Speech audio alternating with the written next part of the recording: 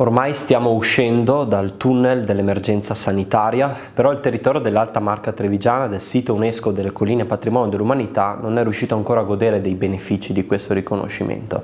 Ecco, qual è la strategia dell'avvocato Bruno Barel per questa ripartenza e soprattutto per intercettare dei fondi, degli investimenti importanti, soprattutto di aziende private, per il nostro territorio? Dovessi riassumere la mia risposta in una sola parola, direi così: non solo Prosecco.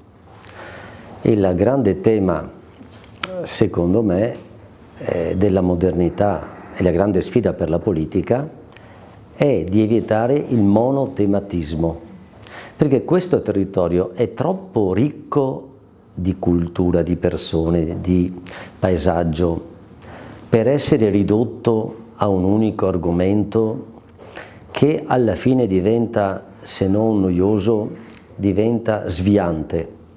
Perché la gente comincia a pensare che qui si beve e basta, si beve e si produce vino. È vero che si beve e si produce vino, per fortuna, ma c'è tanto di più. Allora il territorio, tutta la discussione sull'UNESCO è un po' ridicola, a parte il fatto che molti non sanno che cosa sia l'UNESCO, non ne hanno mai sentito parlare, ma è diventato uno slogan che suona bene e fa effetto. Ma a parte questo aspetto, in realtà un territorio è attrattivo perché soddisfa tante esigenze e parla a tutti. È un territorio dove si beve bene, ma si mangia bene, ma si incontrano persone per bene, si vanno a vedere opere d'arte, si fa sport, si gira in bicicletta e avanti. Allora, qui il grande tema è presentare al mondo un territorio nella sua ricchezza, nella sua storia, e non un prodotto. Il prodotto è il link, l'aggancio che ci aiuta a entrare in contatto col mondo, ma dopo basta. E invece ho l'impressione che ci si aggrappa a tutto ciò che fa effetto, che diventa mediaticamente attraente e che si lavori poco sull'allargamento dell'orizzonte e sull'offerta di prodotti diversi per palati un po' più raffinati.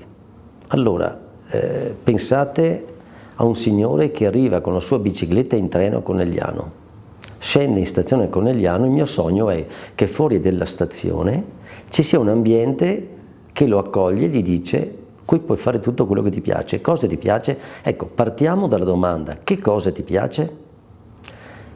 Qualcuno dirà andare in cantina a assaggiare Prosecco, qualcun altro dirà beh, mi interessa anche fare delle passeggiate e magari mi interessa vedere le opere d'arte del territorio, che sono per fortuna notevoli e numerose. Allora, bisogna che trovi qualcuno che risponde alla sua esigenza, come accade quando vai all'estero, anzi direi di più, perché abbiamo di più di ciò che si offre all'estero. Allora, per fare questo occorrono alcune cose. Primo, chi va in aereo non conosce la differenza fra Cison, Miane e Valdobbiadene, vede un territorio e quindi sa che sono colline, sa che c'è una varietà di colline, può vedere boschi e filari, ma vede un territorio. Chi viene qui perché c'è un territorio.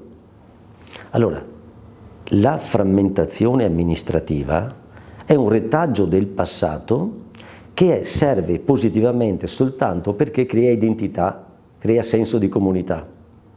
Ma per tutto il resto è un limite, e non deve essere un limite, deve essere l'opportunità, perché aiuta le persone a riconoscersi e essere orgogliose del territorio. Ma dopodiché bisogna superare tutto questo e creare un sistema territoriale dove la gran parte delle cose si fanno insieme perché il luogo è comune. Quindi bisogna pensare che chi arriva in questo luogo arriva a Conegliano perché il treno arriva a Conegliano, ma il treno di Conegliano è il treno delle colline del Prosecco, è il treno di tutti, le stazioni di tutti. Allora chi arriva qui arriva in un territorio e da lì si muove nel territorio. Allora bisogna rispondere, interagire come si aspetta il turista che arriva, che si dialoghi con lui. Ti diamo le opportunità che il territorio offre. Per far questo occorre un diverso modo di fare amministrazione.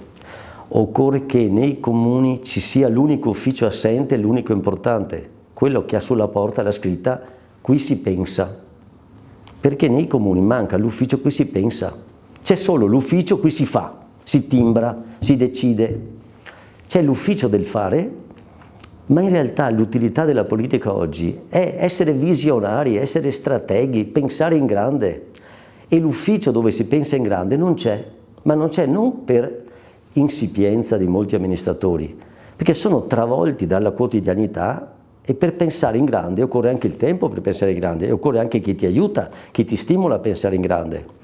Invece questa morsa delle urgenze, della quotidianità, toglie attenzione da quello che crea valore, perché il valore lo crea la visione strategica. In un momento di cambiamento vince chi vede più lontano, chi trova il percorso. Ecco, sulla base della sua esperienza, dei contatti che ha maturato negli anni, stanno già arrivando delle aziende importanti, delle multinazionali, delle aziende estere interessate al nostro territorio, e come si stanno muovendo? Ci sono multinazionali che stanno comprando aziende agricole, cantine o solo brand, perché lì vedono un processo di crescita del valore e la loro disponibilità finanziaria le porta a appropriarsene. Ma dato che il valore è molto legato alle persone, alla loro storia, nel momento in cui separi questo apparente valore dalle sue radici, secondo me spezzi una grande opportunità. E allora, primo, bisogna riuscire a condividere con gli operatori del territorio la convinzione che non debbono svendere il territorio, che non devono cogliere il treno che passa del valore e tagliare il loro rapporto con le radici.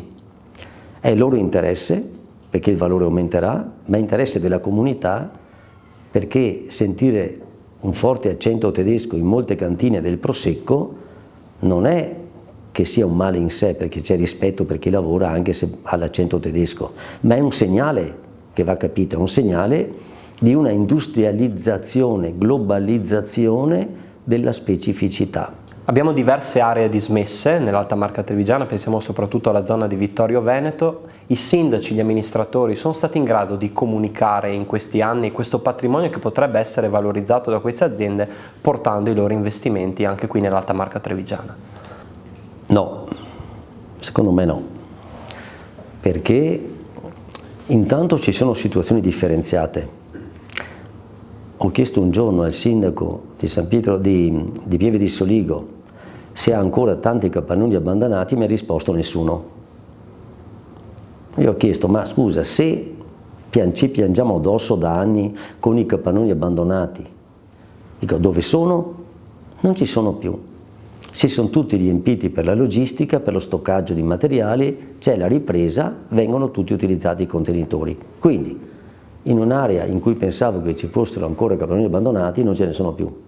Ho chiesto la stessa cosa nello Pitergino, mi hanno detto che sono pieni di componenti di mobili. Allora, la ripresa è partita e in alcune aree ha già utilizzato i manufatti abbandonati, che quindi hanno trovato una nuova giovinezza, per così dire. In altri luoghi come Vittorio Veneto non è successo questo.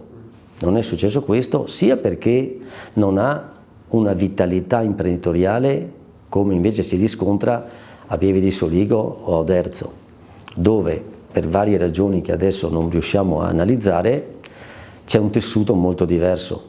Vittorio Veneto ha avuto un grande tessuto industriale in passato, non si è arrivato alla seconda generazione, è morto con lo spostamento della viabilità, degli investimenti su Conegliano, e quindi si è svuotato. Ha perso poi i militari che erano una delle grandi risorse strategiche, ha perso quasi una classe di liceo di figli di militari, è l'unica cittadina che io conosca che ha un aeroporto, 2 caserme, un ciclo ufficiali, un comando di corpo d'armata e tanto altro in stato di abbandono da decenni. Se poi ci aggiungiamo l'Italcementi che è da molti decenni abbandonata, aggiungiamo altre vecchie fabbriche lungo il Meschio, noi abbiamo un cimitero di una storia che è finita, che nessuno riesce più a ricollegare al futuro. Esistono molti investitori anche in questo settore, sia industriali sia operatori finanziari. Però questi operatori hanno alcuni punti fermi. Vogliono certezze di regole e tempi.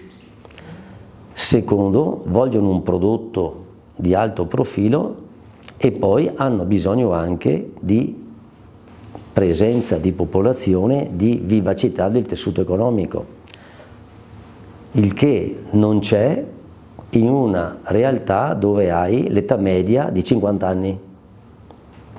Quindi il grande problema, il problema dei problemi è riportare gente giovane a vivere nel territorio, spiegando perché ne vale la pena e creando occasioni di lavoro. Allora, attrattività sul piano imprenditoriale, di conseguenza attrattività per la residenza e per i giovani, e questo naturalmente mette in moto un processo, ribalta una decadenza storica e avvia un processo positivo, vantaggioso per tutti, ma questo richiede una cosa con la P maiuscola che si chiama politica.